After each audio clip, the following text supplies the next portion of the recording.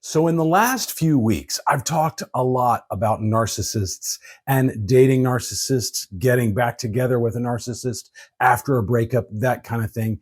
In today's video, though, I want to talk about whether or not no contact works to get a narcissist to come back to you after you've broken up. After all, we hear a lot about the no contact rule and how that works to get women or guys to come back to you after a breakup. But narcissists are different by definition. So does no contact work with a narcissist? And if it does it work exactly the same as a regular relationship, a quote unquote normal relationship? Or do you need to know some different things to apply to make it work? Anyway, that's what we're covering in today's video. Hi, I'm Jeff Campbell from DivorcedParentsClub.com, and I'm glad you're here with me. So first, let's talk briefly about what the no contact rule is. I do have other videos that go into greater detail on that, so I'm not going to bullet point every last little thing right now. But essentially, no contact is something that you apply after you've been dumped. You don't do this if you were the one who broke up with them. But if you got dumped, you go no contact, meaning you don't initiate any contact whatsoever with this person. No stalking on social media, no liking or commenting on their social media, definitely no calls or texts or emails or anything like that. It's sort of as if you want them to think that in your eyes, they no longer exist. But if they reach out to you, you do immediately respond because you assume that they want to see you, unless it's some sort of form of communication about kids or pets or a house or something more benign than that. All right, so now we've covered what no contact is, and we know that for the purposes of this video that you have been dumped by a narcissist, or at least someone with narcissistic tendencies. By definition, there's a huge difference between someone with full-blown NPD, narcissistic personality disorder, and just someone who has narcissistic tendencies or traits.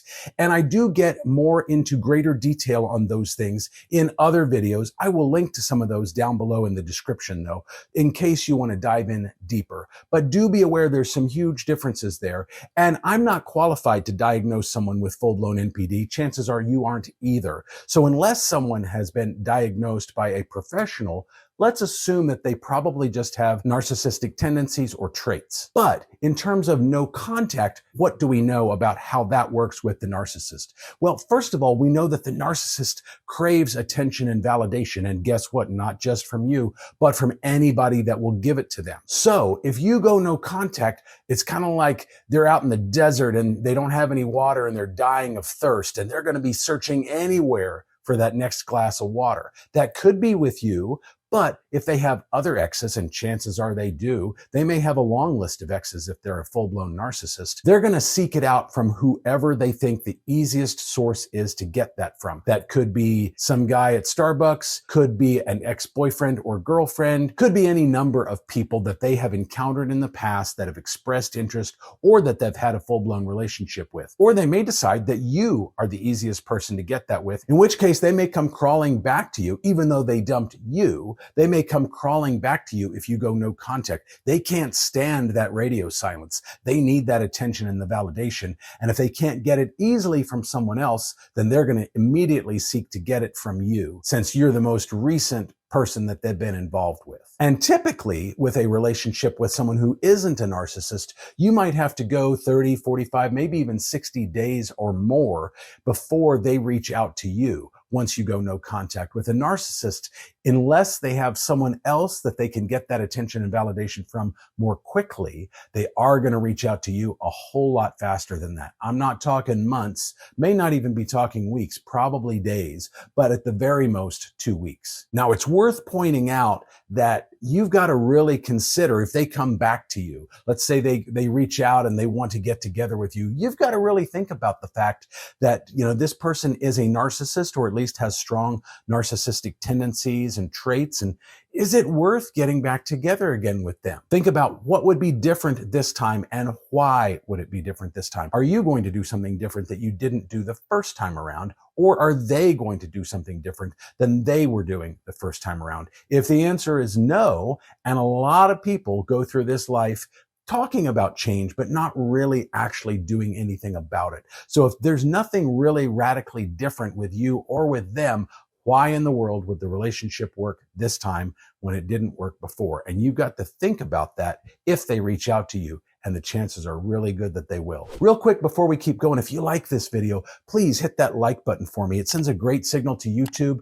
They're going to show my videos to more and more people in the same boat that you're in. It helps me grow my channel, and it's a great way to say thank you to me for making these videos. Now, I just mentioned whether it was a good idea or not to get back together again with a narcissist. I do have another video where I dive deep into that very subject throughout the entire video. So if you want to dive deeper into that subject, if you're really torn, I want you to check out this video right up here. I'm going to put a card for it up on the screen where I walk you through everything that you need to think about before you say yes. So let's say that you did indeed just get dumped by the narcissist and you do want to go no contact. So what do? Do you block them? Do you change your phone number? What do you do? Well, you want them to be able to reach out to you when and if they are able, assuming you do want them back. Now, again, that's a question you got to really wrestle with. But let's assume for the purposes of this video that you do want them back. So you've got to make it easy for them to contact you. If you block them, if you get a new phone number, things like that, they're not going to be able to easily get you. And if they can't easily get that attention and validation from you,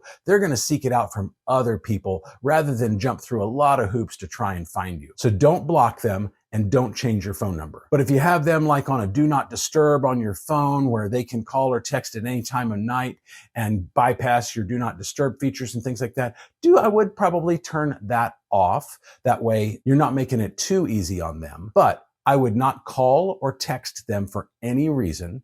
I would not look at their social media for any reason. And I most certainly would not comment or like on their social media. And that's especially true of Instagram stories because they can see if you're looking at their story, even if you don't comment on it or like it, they can see that you were there. And that lets them know that, hey, they're a little bit desperate. And, they're easy prey, essentially. And you've got to avoid that, especially with a narcissist. They already think that they're superior to you and that the rules don't apply to them and that you're basically there to fulfill their needs. That's just kind of how the narcissist brain works. So you don't want to feed that any more than it's already being fed. And it's another common misconception that narcissists like weak people. They actually don't. They like strong people because it makes them look better standing next to that person. So you don't want to appear weak and looking desperate, needy, stalking them on social media. All of those things do indeed make you look weak. You've got to maintain a strong sense of self. And trust me, with a narcissist, it's not likely going to take them long to reach out to you if they dumped you. They need that attention and the validation, and you're the easiest person to get it from. So let's say for a moment that you don't really want to go no contact. Maybe you do want to let them know that you miss them, that you love them, and that you want them back. What do you do in that case? Well, again, in a normal situation, I would not recommend doing that. That's going to make you look needy and desperate in the eyes of most people. But in this particular instance, they crave that attention and that validation. And if you are texting them, I miss you so much. I'd love the opportunity to fix things. I'd love the opportunity to work on things, that kind of thing. That feeds their ego. They do like that. They do crave that. And especially if they haven't already found attention and validation in the arms of somebody else, that is going to let them know that, I can get my needs met from him. I just need to go back to him. Now, I will say if you don't want to go no contact and you're not really sure if you want them back, then what I would do in that case is I would focus on you. I would focus on being the best version of you that you can be. Personal growth, development, self-esteem, things like that. What is your attachment style? It may be that you have an anxious attachment style. I talk about that a lot in my videos, and that you kind of are needy and desperate, and you are desperate to hold on to people because deep down inside, you have an attachment wound where you feel like you're not worthy of being loved. And you can spend the time healing that instead of going back to a toxic relationship. And I would really think about what's going to be different this time around with this person and whether it's worth it. And if it's not worth it, then spend the time focused on you. Now, I will say that if you go no contact with them and you've gone a period of weeks or maybe even months and you haven't heard from them, that's a clear sign that they've found that attention and validation from somebody else. And again, as I mentioned, they probably have a lot of exes, a lot of people they've dated. Narcissists typically go through a lot of people because not everyone is willing to put up with their toxic behavior. behavior. So chances are they have a long list of people that they have been with.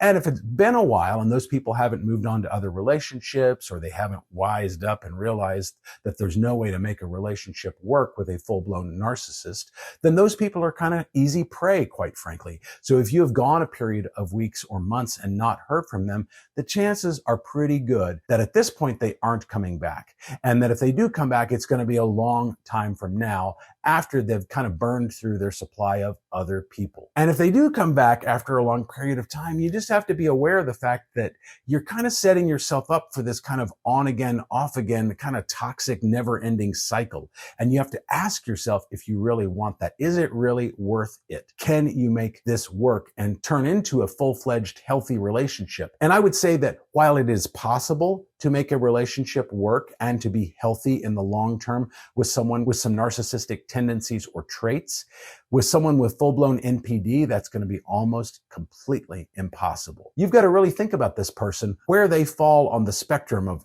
full-blown NPD versus mild narcissistic tendencies and traits, and whether or not you think this can actually work. Are they willing to go to therapy on their own? Are they willing to go to couples counseling with you? What steps are they willing to take to try and make this work and turn into a healthy relationship?